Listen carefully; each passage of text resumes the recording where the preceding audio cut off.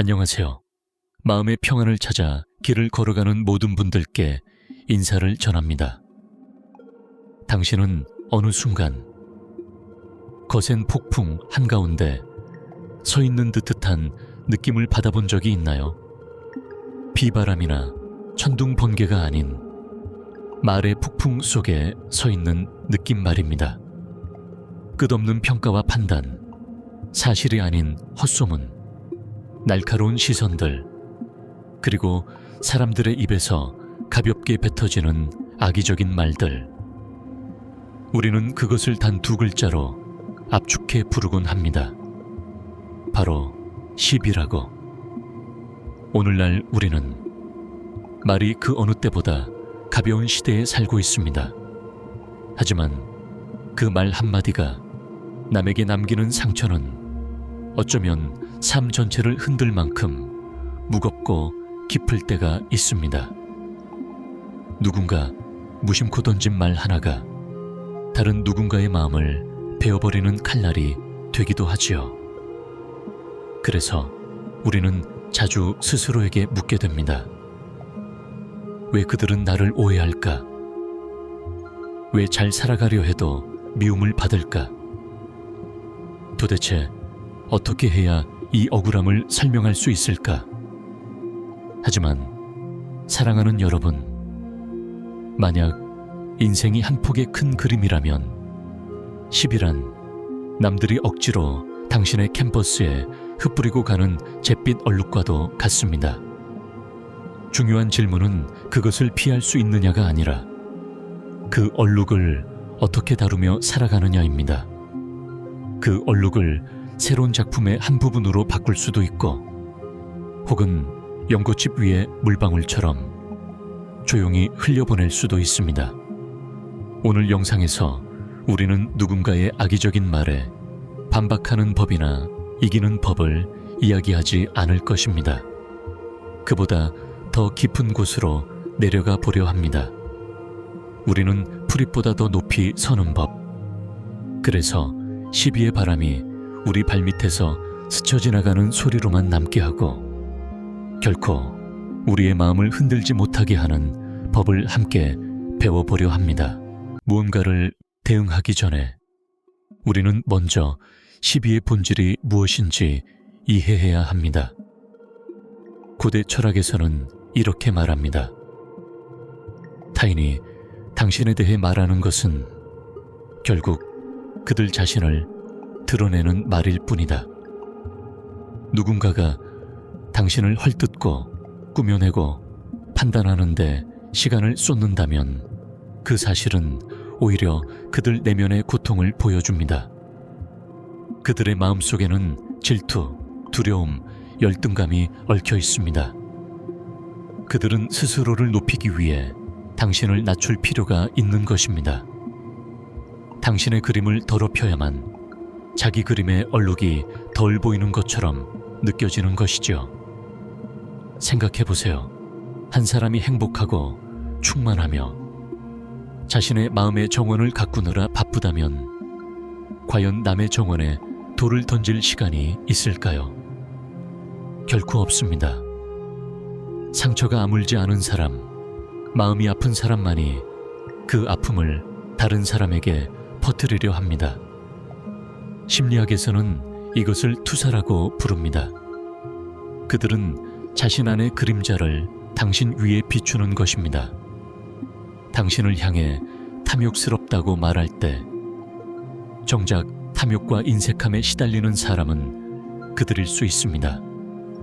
당신을 향해 가식적이다라고 말할 때 정작 자기 자신에게 솔직하지 못한 사람은 그들일 수도 있습니다.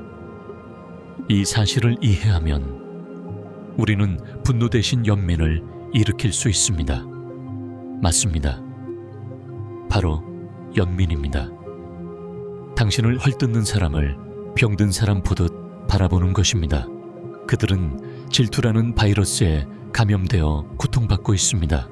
아픈 사람에게 우리가 화를 낼 필요가 있을까요? 시비란 본질적으로 받고 싶지 않은 선물과도 같습니다. 부처님은 이런 비유를 말씀하셨습니다. 누군가가 너에게 선물을 주려 하지만 네가 받지 않는다면 그 선물은 누구의 것이겠느냐? 정답은 분명합니다. 여전히 그 사람의 것입니다. 마찬가지로 비난과 헛소문, 악의적인 말들 역시 당신이 받지 않으면, 마음에 담지 않고 반응하지 않고 상처 입지 않으면 그 부정적인 에너지는 모두 말을 내뱉은 그 사람에게 되돌아가 그들의 마음을 더욱 갉아먹게 됩니다. 그렇다면 우리는 무엇을 해야 할까요? 변명해야 할까요? 설득해야 할까요? 노자는 말했습니다. 아는 자는 말하지 않고 말하는 자는 알지 못한다. 이미 마음을 닫은 사람에게 설명하려 들수록 당신은 더 깊은 진창 속으로 빠질 뿐입니다. 변명은 종종 약함이나 숨김으로 보이기 마련입니다. 시비를 마주할 때 인간이 가질 수 있는 가장 큰 힘은 바로 장엄한 침묵입니다. 하지만 오해하지 마십시오. 이 침묵은 참고 억누르는 침묵이 아닙니다. 이는 마음의 군왕이 지키는 침묵, 높은 곳에서 아래를 내려다보는 자의 침묵입니다.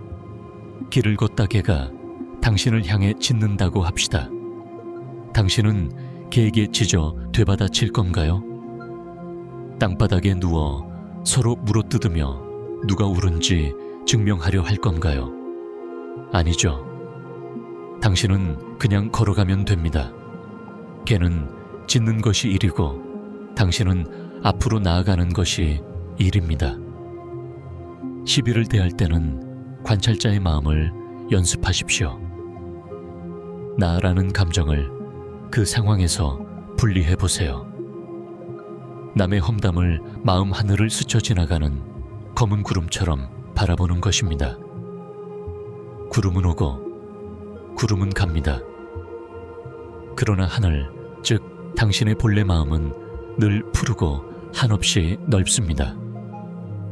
검은 구름은 해를 잠시 가릴 수는 있어도 하늘 자체를 더럽힐 수는 없습니다. 당신이 분노로 반응하는 순간 당신은 감정의 주도권을 상대에게 넘겨주는 것입니다. 당신의 삶의 리모컨을 그들에게 건네주는 꼴이지요. 그들이 화남 버튼을 누르면 당신은 화내고 슬픔 버튼을 누르면 슬퍼지는 것. 당신은 그런 꼭두각시 같은 삶을 원하나요? 스토아 철학에는 이런 말이 있습니다. 허락하지 않으면 그 누구도 당신을 해칠 수 없다. 상처는 그들의 말에서 오는 것이 아닙니다. 그 말을 당신이 어떻게 해석하느냐에서 옵니다. 그것을 창문 틈 사이로 스치는 바람 소리로 받아들이면 당신은 평온히 잠들 수 있습니다. 하지만 그것을 귀신의 울음소리로 해석한다면 당신은 밤새 뒤척일 것입니다. 그러나 지혜로운 사람은 단지 시비를 흘려보내는 데서 멈추지 않습니다. 그들은 시비를 이용하는 법까지 알고 있습니다. 위대한 그리스 철학자 소크라테스는 우리에게 3가지 체라는 귀한 가르침을 남겼습니다. 어떤 말을 믿거나 흔들리기 전에 이 3가지로 걸러보라는 것입니다. 진실성, 그 말은 사실인가?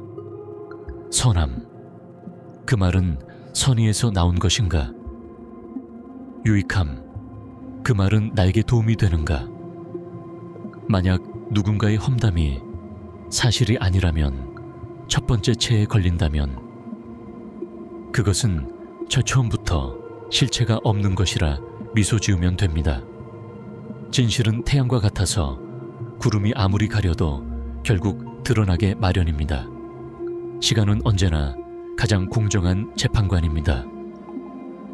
하지만 그 비판 속에 조금이라도 진실이 섞여 있다면 당신은 그 사람에게 감사해야 합니다. 친구는 우리의 잘못을 눈 감아주는 경우가 많지만 적은 가장 작은 허점까지 찾아냅니다. 이 날카로운 시선을 거울 삼아 자신을 더욱 다듬는 것입니다. 이것을 쓰레기를 꽃으로 바꾸는 법이라고 합니다. 훌륭한 정원사는 쓰레기를 버리지 않고 그것을 발효시켜 더 아름다운 꽃을 피우는 걸음으로 삼습니다. 남의 비난을 당신을 더욱 빛나게 하는 연료로 만드십시오. 가장 달콤하면서도 가장 잔인하며 동시에 가장 고귀한 복수는 바로 행복하게 그리고 성공적으로 사는 것입니다. 당신이 한 송이 꽃처럼 찬란히 피어날 때 당신의 향기는 저절로 세상의 악취를 밀어냅니다. 당신이 행복해지는 순간 당신을 깎아내리던 이들의 존재는 무의미해집니다. 그들은 당신이 무너지길 원했지만 당신은 오히려 꽃 피웠습니다. 그것이 그들의 가장 큰 패배입니다. 마지막으로 이 여정을 마무리하며 여러분께 평생 품고 갈 수 있는 한 가지 핵심 가르침을 드리고 싶습니다. 바다처럼 살아가십시오. 물이 한 컵뿐이라면 한 줌의 소금만 넣어도 마시기 어려울 만큼 짜집니다. 그러나 그 소금을 바다에 던지면 바다는 맛이 변하지 않습니다. 오히려 바다는 모든 더러움을 품고 녹이고 정화합니다. 왜일까요? 컵은 작고 비좁지만 마음이 좁으면 바다는 광대하고 깊기 때문입니다. 마음이 넓으면 여기서 얻는 깨달음은 아주 단순합니다. 다른 사람들이 당신에게 소금을 던지는 것을 막으려 하지 마십시오. 그것은 불가능합니다. 대신 당신의 마음의 그릇을 넓히십시오. 마음을 광대한 바다로 만들면 험담은 허공에 흩어지는 먼지와 다를 바 없습니다. 기억하십시오. 나를 험담하는 사람은 나를 단련시키는 스승이다. 나를 칭찬하는 사람은 친구다. 그러나 나를 진정으로 이해하는 사람은 결국 나 자신뿐이다. 행복의 열쇠를 남의 주머니에 넣어두지 마십시오. 스스로 꽉 쥐고 당당히 걸어가며 세상의 소음에 미소로 응답하십시오. 왜냐하면 당신은 알고 있기 때문입니다. 개는 짖어도 행렬은 계속 간다. 들어주셔서 감사합니다. 만약 이 영상이 여러분의 마음에 작은 평안을 선물했다면 그 고요함을 필요한 누군가에게 나누어 주세요. 다음 영상에서 다시 뵙겠습니다. 평안하시길 바랍니다.